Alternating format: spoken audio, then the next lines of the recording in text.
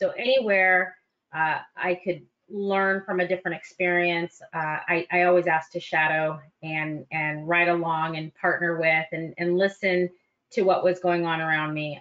If I could be involved in something, sit in on a meeting, go out and do a plant tour, I did it. And the business is ever changing. Every day is very different, but I learned a lot along the way, and that actually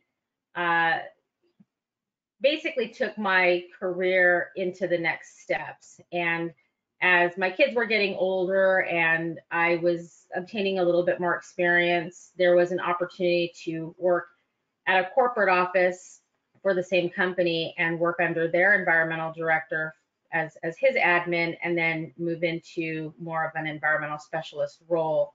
I think that's where it really took off, because in that role, I was able to see how other areas demonstrated environmental compliance across different states, within not just the aggregate and mining industry, but heavy construction builds as well, from freeways and highways and dams and tunnels. So and working around different groups and different cultures, young and old, and people with less experience, more experience. It was a very diverse group, and taking that on, I'm very thankful that my senior manager, my director at the time, was always willing to give me those learning opportunities where, we started with the ISO 14001 and the environmental standard at the time, which was the old standard. And, he threw it on my desk one day and said, I want you to learn this because we need to get this implemented here. And I had no idea what it was. I had no idea what it meant, but I took it home and I read through this standard and learned it inside and out, and said, yeah, I think we can implement this system here.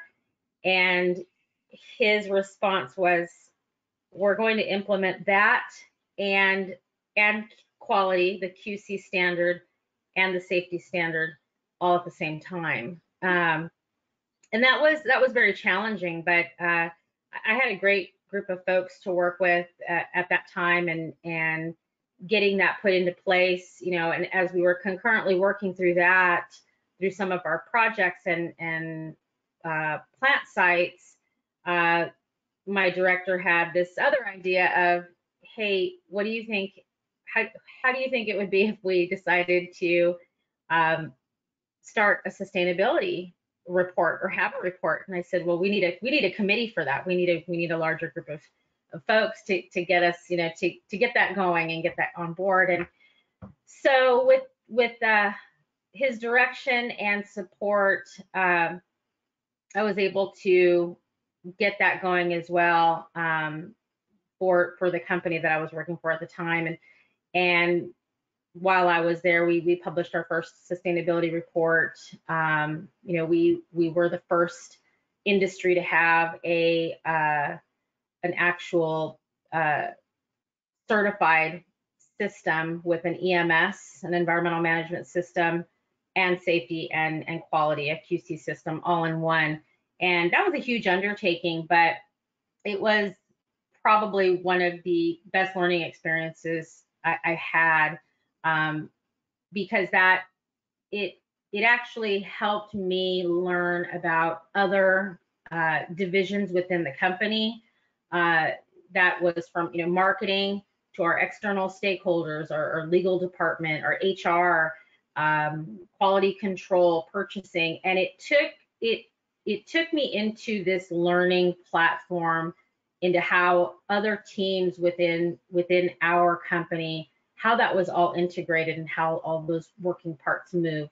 And that actually helped me get a better understanding of how things worked in my own career perspective and how to take that and move that into the next step. Sure.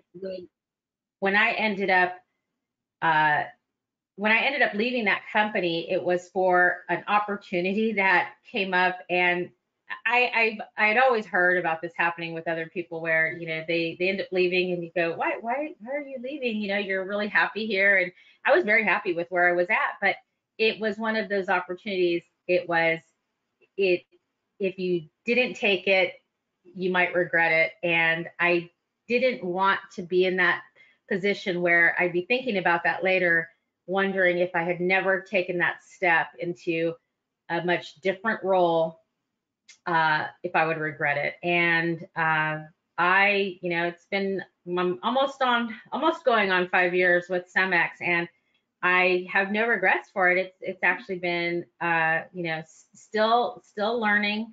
But I came on board as an environmental. I came on board as actually an environmental specialist, not starting from the bottom up, but the opportunities just moved a lot faster. There was a lot more personnel to work with, a much bigger scope of a company. CEMEX is global. They operate in over 50 countries. There's a lot more networking that's involved. Everything is bigger at CEMEX, and it takes some time to get used to. But when I started with CEMEX, there was a lot of from the ground floor up that still, there was some archaic programs, and some of the things that some of the methodology that CEMEX was using was still a little outdated, and just needed a little bit of a boost. And so CEMEX already had an environmental management system in place. There were things that were already going, but it was probably not managed in a way where it was taking you into the future and something a little bit more next step. So I was able to take some of my experience from my past life and bring it into CEMEX, into my current role. And with some of those changes that were going on, and certain downturns that would occur, we did have loss of personnel at one point. There was some turnover, but the ability to take my role into the next role in environmental management, I was able to do that. In the position that I had started with, I was only helping to oversee a portion of our California sites, and currently at CEMEX now, I oversee it's a little over 226 plant facilities throughout California and Reno, Nevada. That includes aggregate mining facilities, ready mix facilities, and we have a few asphalt plants down in Southern California. So that's typically I went from a specialist to an environmental manager that covered most of Central Valley and mid California areas in Northern California, to an environmental director within a 4-year time frame. But I base that on being involved and not being afraid to get my feet dirty and get your hands dirty and get out there and do what other people are doing, learn the business. I think that was most important, was getting to learn the business and ask questions. I know that it's one of those things. If I don't know the answer, I have no problem letting somebody know. I'm not quite sure how to answer that for you, or I don't have an answer for you now, but I will get it. So I'm either going to come back with an answer or get someone to answer it for them. I won't give someone a made up answer, but I don't have a problem telling somebody I don't know. If I don't know it, I will get it for them. So I've learned quite a bit over the last several years. CEMEX is constantly evolving and constantly changing. So there's still quite a bit to learn, but I definitely have seen a vast movement from being a specialist into a director role. It can be quite challenging at times, but also very rewarding. Sure. And, even prior to that experience, what you described earlier, starting as an admin assistant, learning all these new ISO compliance, implementing your own health and safety standards, as well as sustainability. That certainly probably helped prime you for the transition from an environmental specialist into that director role in 4 years. But, your character really shines through that career path. It's very impressive. Thanks. Yeah. Oh my gosh. In terms of how you were able to greet and meet the challenges of this last year, on the environmental side, how did you kind of approach the challenges COVID presented and adjusting your workforce to those new challenges? Well, I think COVID was very. I know COVID impacted everybody, and it impacted everybody in a different way. Um, it was very unfortunate. We did lose employees to COVID here at CEMEX. We did have some challenges, just business in general, but for the most part, the team that I work with, most of them actually have offices. I started with CEMEX and my office was based out of my home. Um, and as much as I was on the road and my environmental team's also on the road, and they're out and about at plant sites, it was somewhat of a mixed blessing. It gave us all an opportunity to take a step back and look at our workload and see what we had on the back burner, projects that we had been wanting to work on and hadn't been able to get to. Some of the items that we just needed to catch up on, or take a look at some of our systems or our user manuals and things that needed to keep better track of. Some of the regulatory compliance coming down the pipe, and just catching up on that and adjusting to it. So it gave us an opportunity to catch up, basically. One of the, I have probably half of my team are a little more introvert, and the other half of my team is more extrovert. So I did have, I wanted to make sure I kept very close contact with all of my team weekly. We had our team calls together. We did our Zooms, and then I would have one-on-ones, and to this day I still have one-on-one calls with my team. So I wanted to make sure that on a human level, my folks were doing okay. Not just with their workload and what they had going on or challenges that they faced, but it was, wanted to make sure that in their personal lives that they were, that they were doing okay, whether it's friends and family or being able to get out and get back to a new norm, that they were okay with that. And being there to, let them know that, it doesn't matter where my role is and where their role is. I am here to support them as well. So, we're peers, and colleagues. It's not I'm your manager or I'm telling you what to do, but if you need help out there, support in what you do, you call me or you let me know, where can I help you get your job done, get it done better, or take the time off that you need when you need it. So we definitely rely on technology. I will not, that's something. Zoom and Teams meetings and GoToWebinar. I mean, we're all over it, and that's something we have to become accustomed to. But it's actually been okay. It hasn't stopped us from getting things done, and work is still pretty normal. So I have a great group of folks that I work with.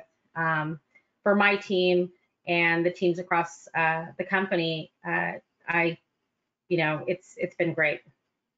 That's, great to hear. Obviously, it was a challenge for everyone, but it's amazing CEMEX was able to take that reset and revisit the things that sometimes probably get forgotten in the day-to-day, like just even taking care of your people, making sure they're okay.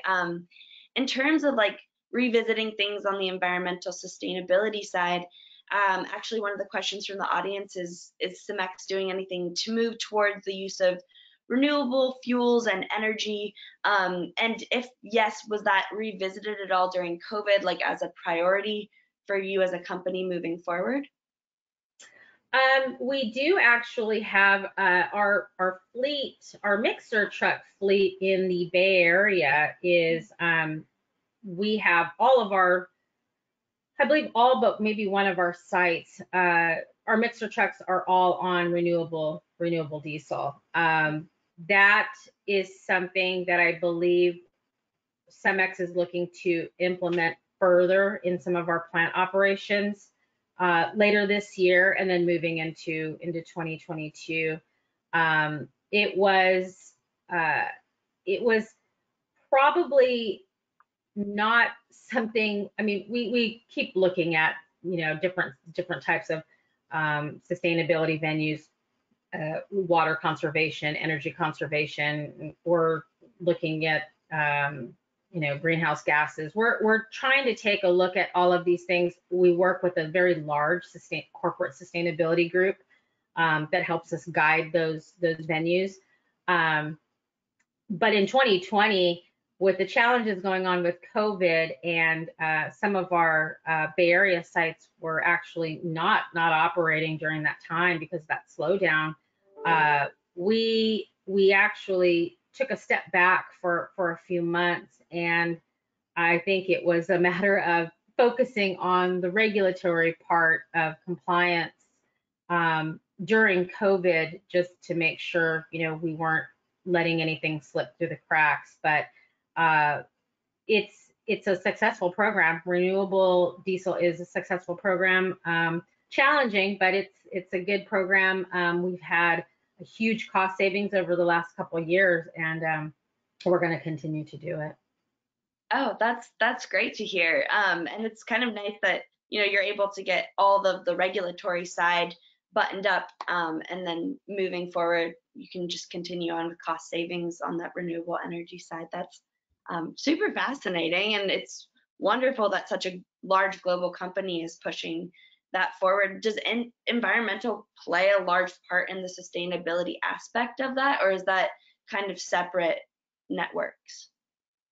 No, environmental, our corporate sustainability group has different lines of business that incorporate data into their annual reporting, and environmental is one of the, we have water indicators, energy indicators, the renewable diesel indicator. So we do have different areas that are tracked throughout the year through our corporate sustainability team.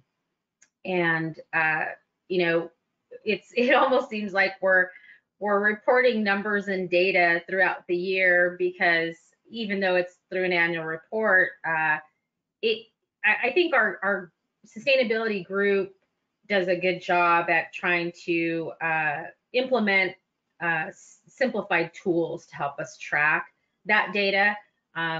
They have a good understanding of how busy our business is, and what we're doing all the time, and there's a lot going on, so they're pretty good about it. But yeah, environmental has always been a huge part, just like safety. Of course, yeah.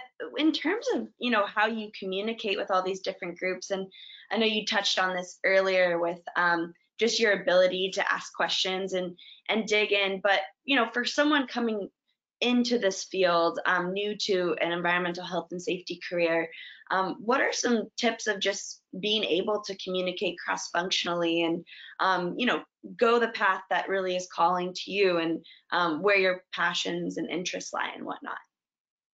Well, I would say, if your organization has different venues where you can get involved, I would say do it. You can sometimes be one of those silent partners in some of these working groups. Sometimes, it's a little bit more organizational team that's putting something on, might give you a little bit more face time with individuals. It's whatever you like to do. I know with CEMEX, there's a lot of different groups, different opportunities to get involved in. Almost reminds you of a high school club, different clubs that you can get involved in, right? And so one of the organizations throughout was it's a global group, was our diversity and inclusion group. And they had looked for 3 individuals this year, the beginning of the year, through all 50 countries. They were looking for 3 individuals to apply and be part of their global committee and help bring the context of diversity and inclusion events and updates and kind of bring that forward into their work groups and into their regions. And I think I was actually on a different Zoom call, listening and then half not listening. At one point, I was guilty of that, and I saw the question come up, and I ended up responding via email with just a couple short paragraphs, and thought, well, we'll see what happens. I mean, if I get in. I just thought it was time for me to start to expand my role a little bit, and 2 days later, I actually received a response from that committee saying, hey, we're happy to have you, you're, joining in. So I'm part of their actual inclusion group. And the reason why I joined it, and I think this actually supports folks, maybe not this particular venue, but it could be any venue, but it supports your career. It opens you up a little bit more as to making your role itself just more diverse. And I come from a very mixed ethnic background. I have one side of my family is American Indian and Filipino, and then my other side of my family is Spanish and Italian. So it's and I've actually been exposed from seeing how it can affect your way of life and family and friends, and it's in the workplace, it's on a day-to-day. It gets better over time. I've seen that even with other individuals, it can get better, but the exposure that CEMEX puts on diversity and inclusion, it's part of onboarding. We have training around it for our employees throughout the year, and different workshops and events, and it actually it's had a very positive response with employees. And I think that if for anybody getting into a new role, it's good to actually just get involved in something that means something to you. And it doesn't actually have to be this venue, but if something makes sense, you want to get on board with your health and your fitness, health and fitness portion of your company, something that interests you and you want to bring out to your peers or your employees, get on board with it. It can be a lot of fun as well, but I've learned a lot, still learning a lot, and it's been a very mind-opening for my experience in my role now. Oh, that's such a nice piece of advice. And yeah, obviously passionate individuals really make a company more exciting. So that's wonderful. You found a niche there, and thank you for all that wisdom. That's wonderful. Let's see. I guess we are pushing up at the end of the hour here. Erin, is there anything else you'd like to add? Any final thoughts? That was a pretty wonderful final closing. But anything else you'd like to add for us today? I would just say, if you're coming in somewhere, whether you're younger, older, you're going into a new role, I would definitely say, if you can, wherever you're at, whatever company you're in, find a mentor or or shadow, different employees in different roles and learn about what they do day to day. If you're definitely going into a management position or senior management position, you definitely want to find a sponsor, whether it's another VP or a general manager of some sort.